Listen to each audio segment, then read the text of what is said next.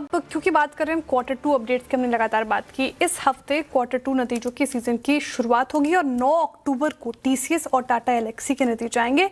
और दूसरी तिमाही क्वार्टर टू में आईटी सेक्टर से क्या उम्मीदें हैं, ये बताने के लिए मेरे सहयोगी कंचन नौटियाल मौजूद हैं। कंचन, गुड आफ्टरनून, बताइए क्या एक्सपेक्टेशंस हैं फिलहाल?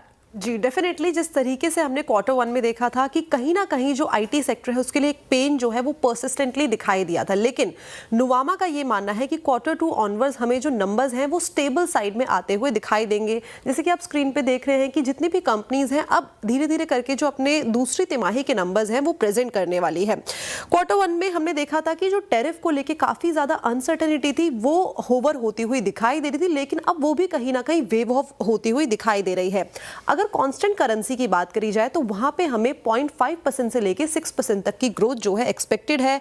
इन्फोसिस, एचसीएल टेक, टेक महिंद्रा से भी अच्छे खासे नंबर्स की उम्मीदें जताई जा रही है। सीसी ग्रोथ की बात हुई है तो एक बार constant currency number company wise क्या एक्सपेक्टेशन नुवामा को है, मैं आपके स्क्रीन पे ले आती हूँ। सबसे पहले बात कर लेते हैं इन्फोसिस की। यहाँ पे एक्सपेक्टेशन है कि 1.8% टू 2% की ग्रोथ देखने को मिल सकती है। एचसीएल टेक में 1.5% की, टेक महिंद्रा में 0.9%, टीसीएस और विप्रो में भी हमें एक फ्लैट ग्रोथ देखने को मिल सकती है।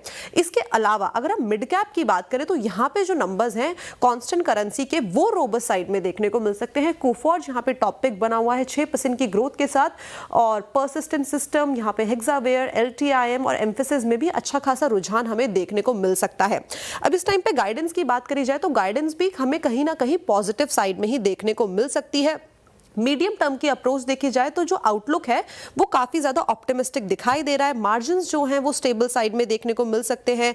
हम देख रहे हैं कि जो डील इनफ्लोज हैं वो भी अपने स्ट्रॉन्गर साइड में है, जिससे जो गाइडेंस है उसको एक अच्छा खासा सपोर्ट की उम्मीदें जताई जा रही है। लेकिन कुछ कुछ चैलेंजेस भी हैं। चैलेंजेस ये है कि जो H1B वीजा की फीस में हमने हाइक देखा है उसका जो इम्पैक्ट है वो हमें आता हुआ दिखाई दे सकता है, और जो अभी भी थोड़ी बहुत टैरिफ को लेकर परेशानियां हैं वो भी हमें होवर होती हुई दिखाई दे सकती है। इन्फोसिस की अगर गाइडेंस की बात करी जाए तो 1 से 3% की, और एचसीएल टेक के 3 से 5% की गाइडेंस देखने को मिल सकती है। टॉप पिक की बात कर लेते हैं तो Infosys, TCS, Coforge, persistent, एलटीआईएम, emphasis इस टाइम पे नुवामा की टॉप पिक है, लेकिन जिस तरीके का हाल क्वार्टर वन में था वो सुधरता हुआ नजर आ सकता है।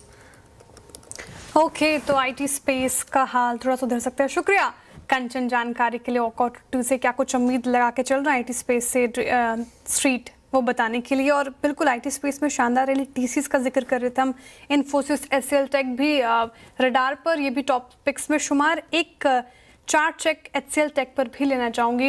अमित जी, एचसीएल टेक का चार्ट देखें, जिस तरह से पूरा स्पेस फोकस में है, और एचसीएल टेक देखिए लगभग 2% आप यहाँ पर क्या ट्रेड बनते हुए नजर आ रहे हैं?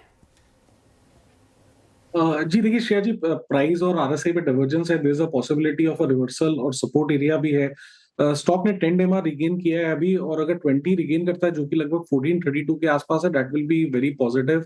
बट क्योंकि ये सेक्टर में बार बार प्रेशर आ जाता है इसलिए ज्यादा बड़ा स्टॉप लॉस नहीं रखेंगे। या 1404 का स्टॉप लॉस रहेगा हमारा, और हमारे टारगेट्स रहेंगे 1440 एंड 1450 के। ओके, चलिए।